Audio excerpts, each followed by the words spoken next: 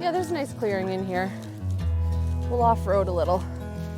Releases are kind of a fun experience for everyone, especially if you've been here for a while and you kind of get to see the whole treatment sequence. So from admission, you see them usually fairly debilitated, and then getting to watch that process to the release day.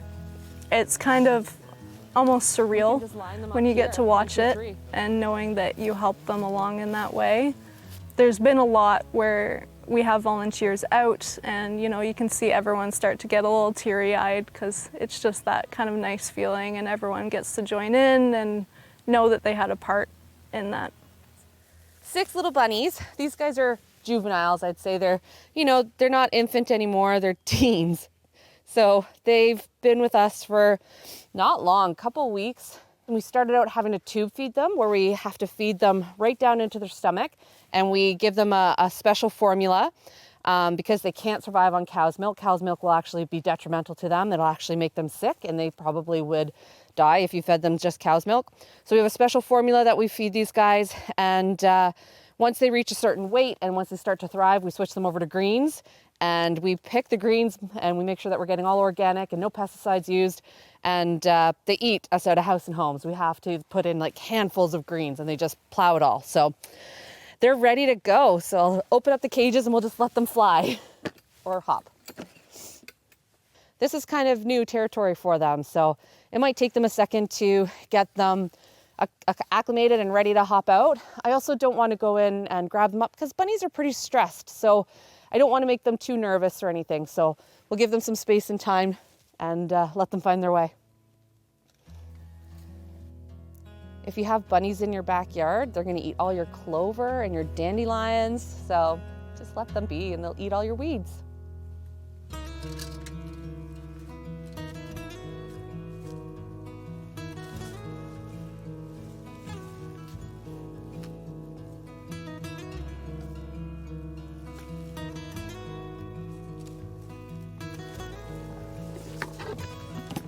So there's something that we do at Salthaven, because as you can see that these guys don't just run away when we approach, and they blend in really good or really well. So we do the Salthaven shuffle. So anytime you're walking where an animal is free roaming, you drag your feet, because you definitely do not want to have that happen. So Salthaven shuffle everywhere we go.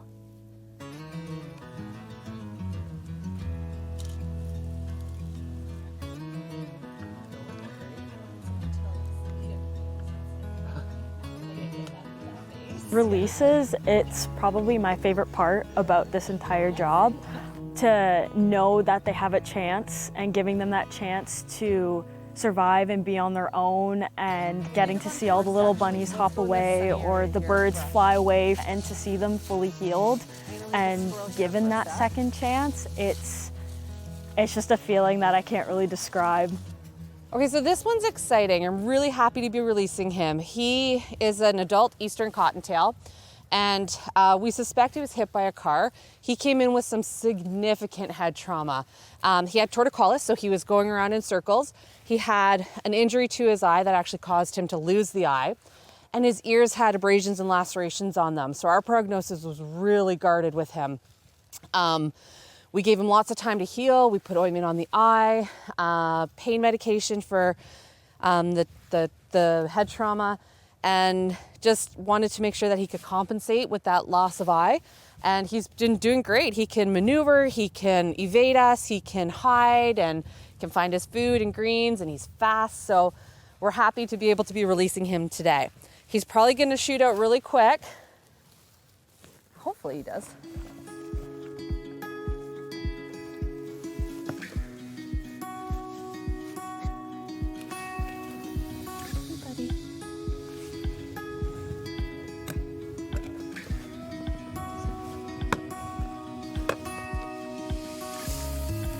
This just take me a second. I'm just gonna open up the crate.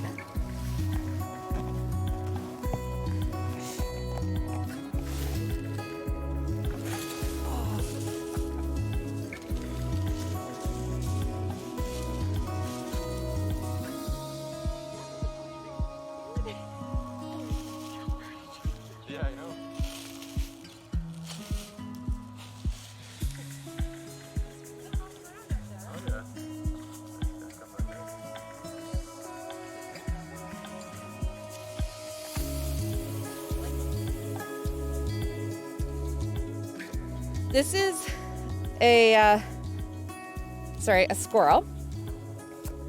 And she came to us on October 31st with a giant abscess on her face, like a huge abscess. So we tried treating it in clinic a little bit, but it needed to be drained. So she actually had not one, not two, but 3 surgeries to drain the abscess. It kept refilling, and it was in her eye, it was hanging down, and every time it just filled, and it was huge. It was half of her face. So she had surgery 3 times. The vets at VCA did that and drained them. We had to drain her abscess once at the clinic too. Lots of ointments and care, but that also caused a lot of stress for her, which is the only reason why we can think that she lost all of her fur, like every last drop of her fur on her body. She looked like a naked mole rat. So we did skin scrapes to see if she had maybe a skin condition. That we treated her for mites, and we were looking for anything we could think of. We used colloidal silver, and then we just said, okay, hands off.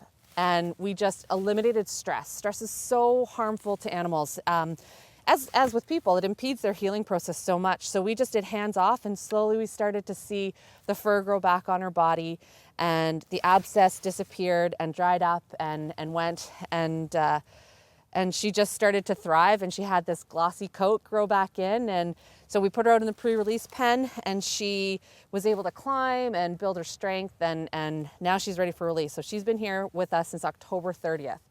So this is a good day. She's been through a lot. She's earned this day.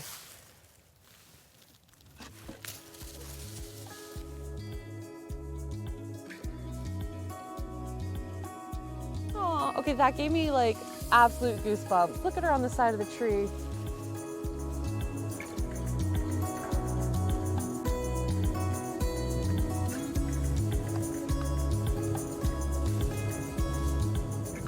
I know there's not much we can do after we release them, but all we can do is hope that they're doing well out there and that they're enjoying their second chance.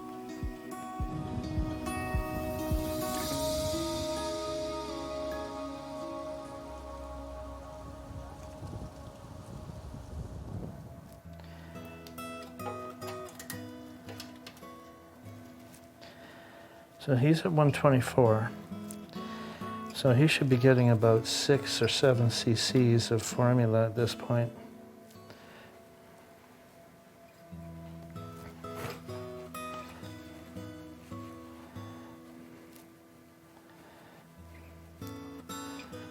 Basically what we're doing here is just stimulating him so that he urinates, and make sure that that end of things are working okay.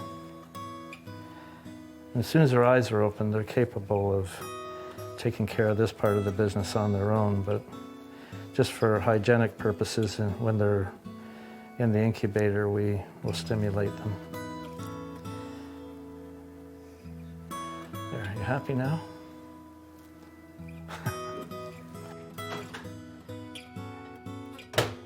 And I will need another paper towel roll as well. That'll be in the storage room.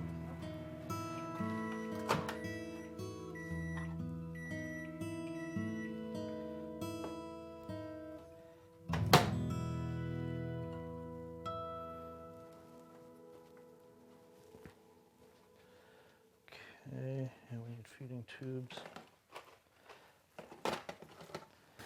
So sometimes when you get a squirrel or bunny or whatever that just is not too intent on suckling, they would just ultimately die. So what we do is we tube feed them so that they can get the nourishment they need until they develop that sucking response. So here he is in my pocket.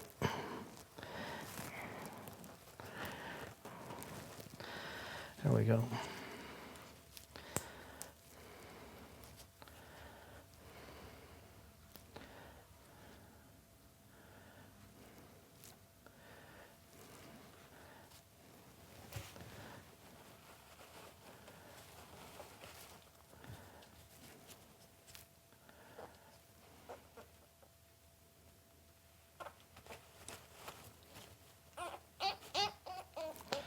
Yeah, they're not too happy about it.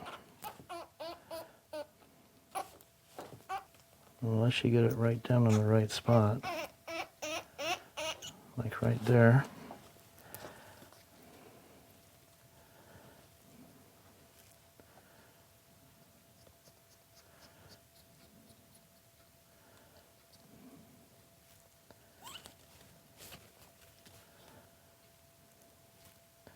Just have to go really, really slow here. And watching to make sure that he's not pulling that tube out like that.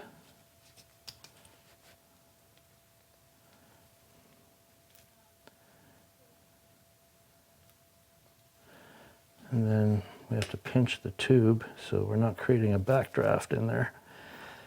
And then gently pull it out. Good.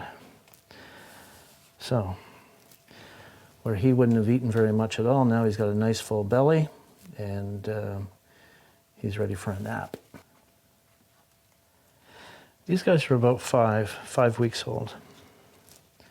Eyes were open about 3 or 4 days ago. We feed them on a regular schedule. Right now, we feed them later in the evening, and they're pretty good right up until early morning. But when they're really, really young, we end up having to get up during the night to give them food too. Brian Salt, he's a unique individual. He is committed, compassionate, really works well with people. He's driven by this. He says he's never going to retire. This is his life's work, and it shows. It shows every day. Everything is done carefully, thoughtfully. This is truly his life's calling. I don't know if there's a better pick for a person to run a facility like this than Brian Salt. Squirrels have 2 litters. They have one in the spring and one in the fall.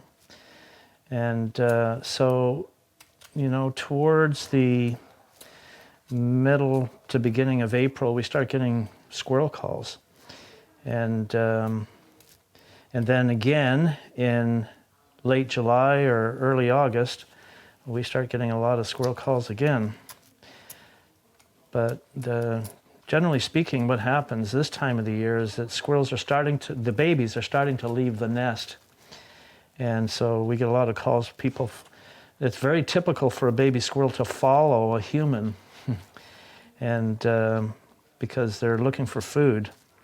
Mom's not going back to the nest anymore to feed them. And so they get a little bit hungry, and they end up, anything that moves, as far as they're concerned, may have food. Of course, people take them home and want to feed them, and they go to the fridge, and what do babies drink? Well, milk, right? So they give them cow's milk, which is absolutely the wrong thing. And some of these babies have a problem as far as their ability to absorb certain proteins, and the cow's milk is really a death sentence for them. And even if they have a swallow reflex, and some of them don't, you know, they may be sick or injured, and so by trying to feed them, you fill their lungs with fluid, and they end up dying of aspiration pneumonia at some point. So, plus the fact that they do carry parasites in some cases. So if you're bringing them into your home, you're subjecting your family pets to that. So it's always best to get the advice of a wildlife rehabilitator that is familiar with both the anatomy and the characteristics of these little guys, and them, rather than trying to do it yourself, and especially with the weird and wild diseases that are out there now, possibly due to climate change. We're seeing things that we've never seen before. In 30 years I've been in the wildlife rehabilitation field, we're seeing things now that we've never seen before. And so I think as climate warms and temperatures change around the country, these diseases are able to flourish and infecting animals that we've never seen before. So you may be holding an animal that has a disease that you don't know about and is putting your family pets as well as yourself at risk. So again, it's always a good idea to call on a wildlife rehabilitator that can advise you, and if they have room, to take it in themselves and try to help these little guys in an appropriate way. They are cute. And it's okay to love them. You just don't want to love them too much. This is a baby weasel, and he came to us about 3 days ago. He's not gaining weight the way we want him to.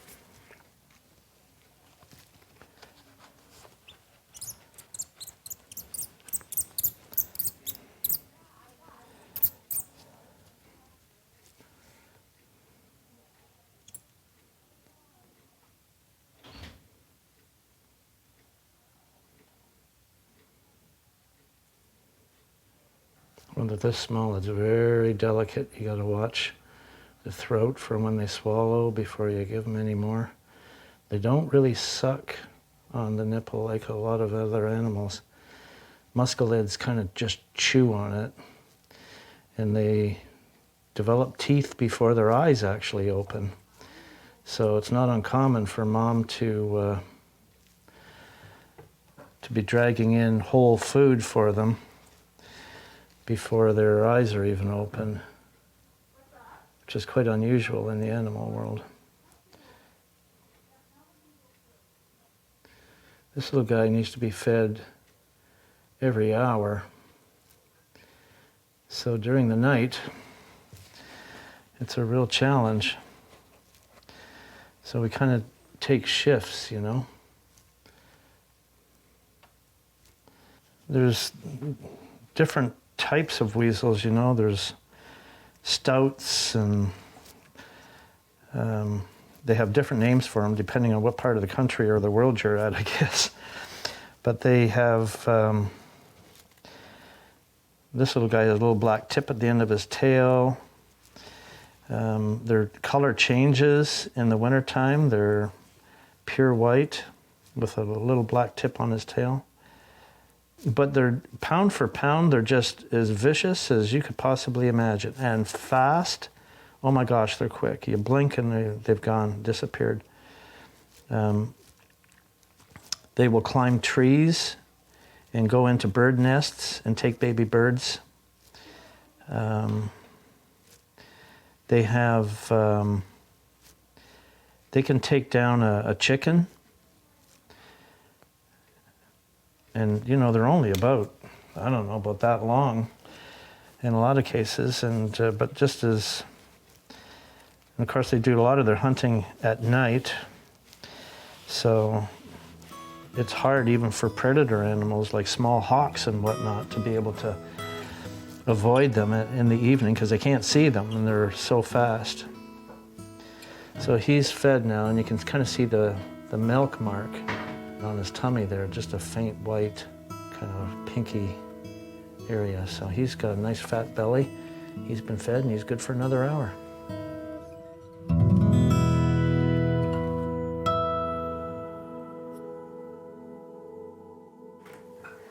Okay, so this squirrel here was brought to us after he was hit by a pellet gun. I'm gonna give him a little spritz of rescue remedy just to calm him a bit. So the rescue remedy will just calm him down a little bit so he's not too stressed out during the procedure. He was hit by a pellet gun and it was really close to his spine. The pellet was still launched in him. So just don't look at it for a second. So I'm just gonna use the red laser to kind of promote some healing in the lower spine, in the lower lumbar. And you can actually see right there is where the pellet went in. We removed it. He has some deep pain stimulus response, so he does have some nerves intact in there. So when we press down on the hind leg, he pulls it back, meaning he can feel the pain and he can respond to it. So we test him periodically just to see if he's regaining any more response and if he's going to be able to use those hind legs. So right now he has limited movement with his hindquarters, but he is using his front legs to move around pretty good, as you can tell. So adult squirrels are cute at a distance. They're still cute up close, but they actually are quite defensive and will use their teeth and their nails to, they don't like being handled. They're wild animals. So we, underneath these gloves, Jamie has, first of all, these gloves are very, very thick. They're well insulated, and then we have some chainmail on underneath because their strong rodent teeth can bite right through the glove. And if she wasn't wearing them, she probably would be getting some puncture wounds right now. We cover their head just to keep them calm while we're doing the therapy. But as you can see, they don't like being restrained and handled too much. So we try to limit it and do it all at once.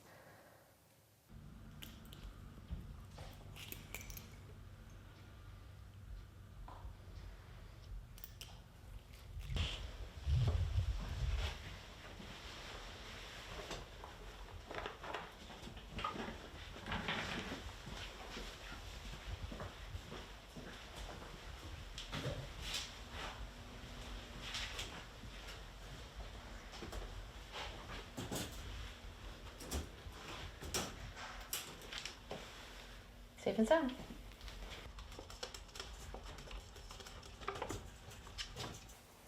With this guy, we're hopeful, but our prognosis is still guarded as we don't know if he's going to regain full movement of those back legs or not. But he gets the gift of time here. Time to heal.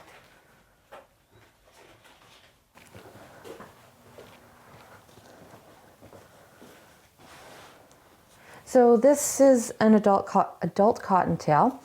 Somebody found him in a parking lot near their house, and they noticed that some spots on their fur appeared to be missing.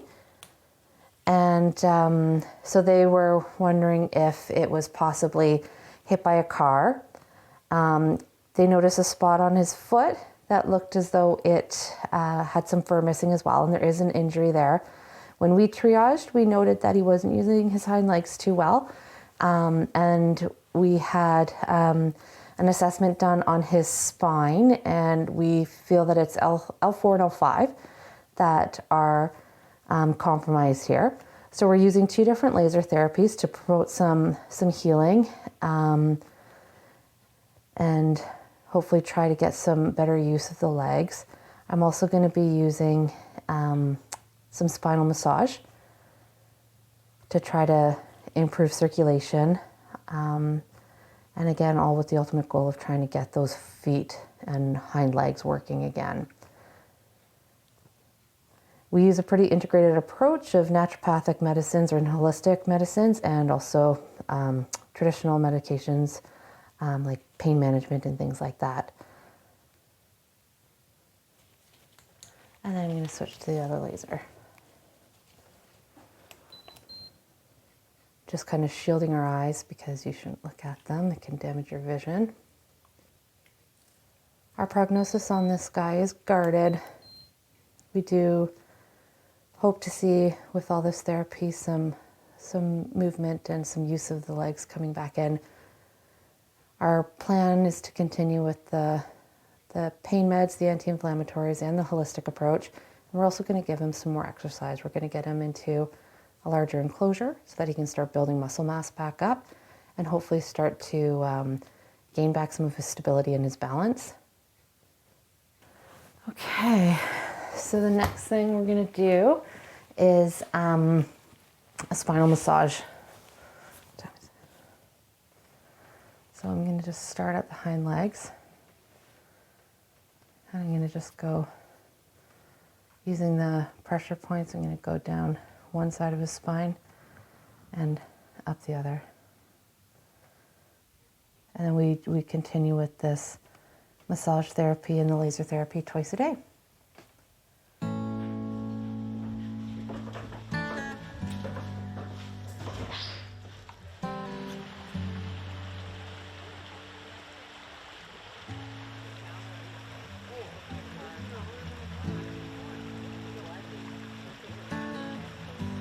Okay, we're here today, beautiful day actually, with flying squirrels. It came to us last fall, and we're releasing them almost exactly where they came from. So we know they're going to be okay. They've wintered over really, really well, and we're going to release them. Hopefully they go right up this tree, and we may even catch them doing some flying. Well, they don't actually fly, they glide, but they call them flying squirrels. And they're just as cute as a button and fast as lightning. So we're going to let them go and see how long it takes them to come out here.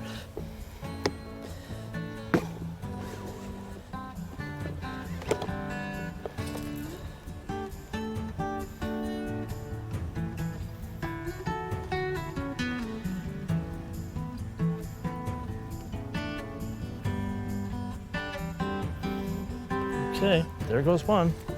Get the other one out there. Come on, let's go. Let's go.